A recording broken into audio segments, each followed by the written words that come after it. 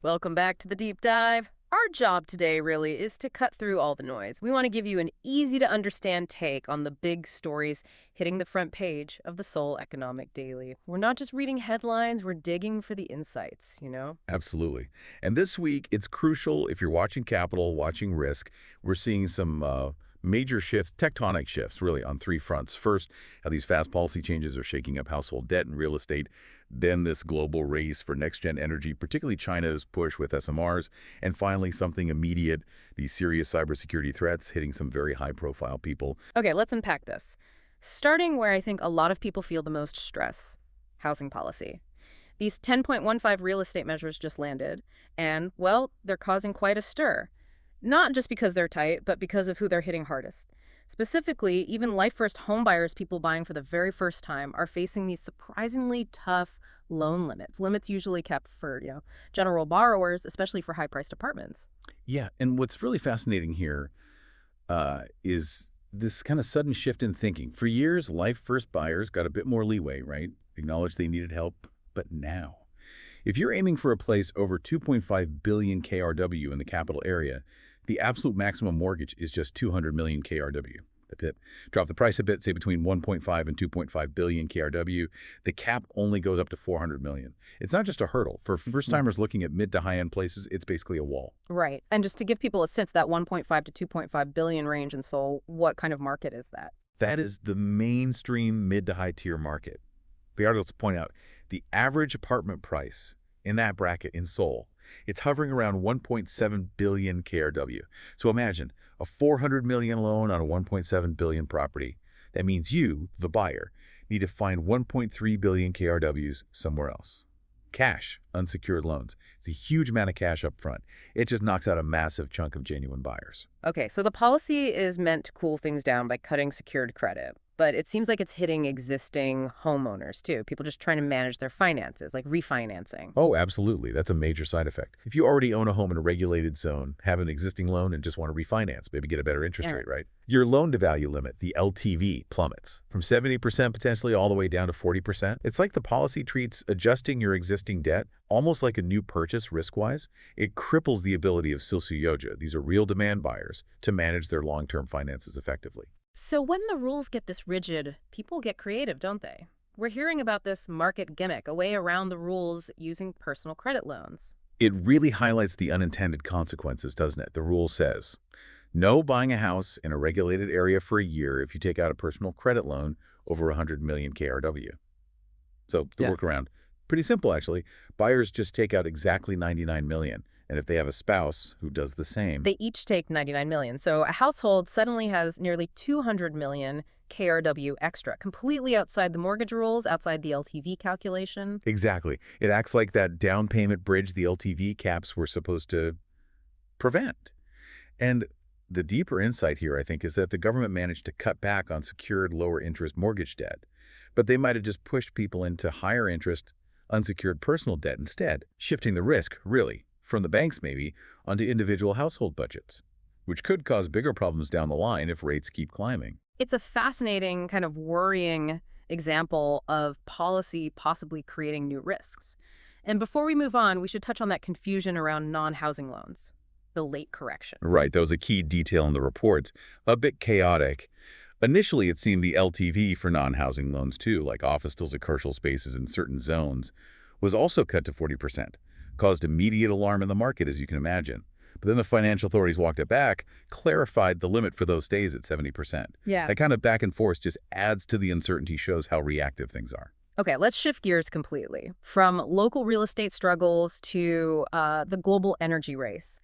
This is where things get really interesting geopolitically. China seems to be really pulling ahead in the race for the next generation of power. Small modular reactors, SMRs. Yeah, this is a huge development. SMRs are seen everywhere as the future, right? Decentralized, clean power.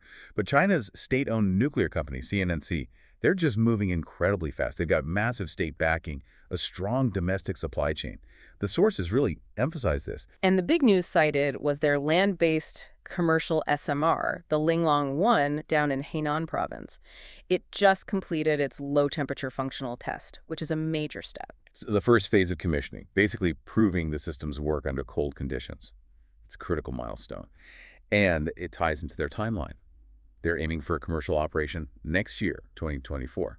If they hit that target, they will be the world's first operator of a land-based commercial SMR. That's the difference between leading a tech revolution and, frankly, playing catch-up. Wow. So to grasp that gap, how far behind are others like the US or South Korea? The gap is pretty significant. We're talking years. Okay. The U.S. is projecting its first commercial SMR around 2029.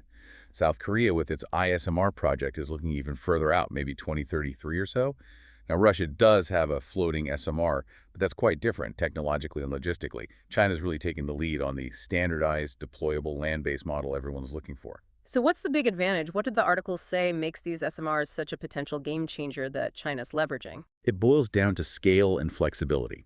They're lower output, maybe 300 megawatts, but need a tiny footprint, like 200, 300 meters radius, so you can put them near cities, industrial parks, even remote areas. Avoids massive transmission lines and costs. And crucially, the sources mentioned they could cost up to 10 times less than huge traditional reactors. China's system, that centralized planning, lets them push through the regulatory hurdles much faster than often happens in the West. The pressure to keep pace is definitely clear. Korea's response, the ISMR project, sounds ambitious, almost 400 billion KRW budget, trying to get that standard design done this year to make up ground. Time is definitely money here, and global market share.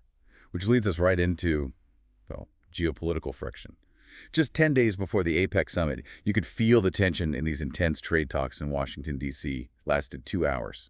Yeah, the articles detailed that 120-minute meeting, high-level people involved, Kim Young-beam, the presidential policy chief, Kim Jong-kwon, the trade minister, sitting down with U.S. Commerce Secretary Howard Lutnick. What were the really big issues on the table? Two main things driving the conversation, according to the reports. First, ongoing talks about this MASH-GA initiative, Make American Shipbuilding Great Again. Second, and maybe even more critical, coordinating this huge $350 billion investment package Korea is ready to put into the U.S. Okay, let's clarify MASH-GA quickly. What does that actually mean for Korea? Well, MASH-GA is basically a protectionist push from the U.S. They want to boost their own shipbuilding industry, level the playing field against foreign competitors, including South Korea, who they see as heavily subsidized. So the talks are about making sure Korean firms aren't using unfair practices, coordinating trade rules in that sector. It's tricky because Korea's shipbuilding industry is massive globally. And on the $350 billion investment, Deputy Prime Minister Koo Yoon-keil mentioned tension around upfront payments. Shonbol. That seems to be the sticking point, the financial challenge. While the working level officials in D.C. might understand Korea's situation, needing to protect foreign exchange reserves, whether President Trump himself would accept anything less than an immediate upfront kind of commitment, well, that's uncertain. So how that $350 billion package is actually structured becomes key. Does it include things like currency swaps or staggered investments? Yeah. That helps Korea manage the currency risk. But it might not give the U.S. the immediate political win they're looking for. It's a real balancing act. Yeah, a clear example of how big economic deals get tangled up in geopolitical signals. All right, let's wrap up with our final topic, something maybe more personal but still very concerning. Cybersecurity. The news that Presidential Secretary Kim Nam-guk was hacked. That definitely raises a flag. It really does. It takes the threat beyond just typical consumer fraud. It touches on potential state security, even if the goal was just money this time. This person, Aussie, hacked Kim Nam-guk's Kiwoom securities account, managed to steal 25 million KRW worth of KT stock, took 10 days, dozens of attempts. Sophisticated stuff. And the money. Gone. Funneled up to the hacker group's bosses, never recovered. That one case points to a much bigger, almost industrial scale problem, right? The Financial Security Institute saw over 19 million hacking attempts against its members just in the first half of this year. That volume is staggering. It's not random anymore. The tactics are very strategic. Yeah, the typical method described is, well, first they hack big institutions. The Lottie card breach was mentioned as an example. Steal huge amounts of personal data. Then they use that stolen info to target specific individuals, especially going after financial accounts, crypto accounts, focusing on the wealthy or famous. They even mentioned K-pop star BTS's Jungkook as another example of a high-value target. And this really connects to something crucial for all of us, Think about how much we rely on our phones now. Electronic IDs, certificates for banking, government services. It's all consolidating there. That dependence makes our mobile devices incredibly valuable targets. The risk concentration is huge. It demands way more vigilance. From the financial institutions, yes, but also from every single one of us managing our digital lives. So quite a journey today. From the complexities of household debt under new rules to the global race for SMRs, tense trade talks, and ending with these very real cyber threats hitting close to home.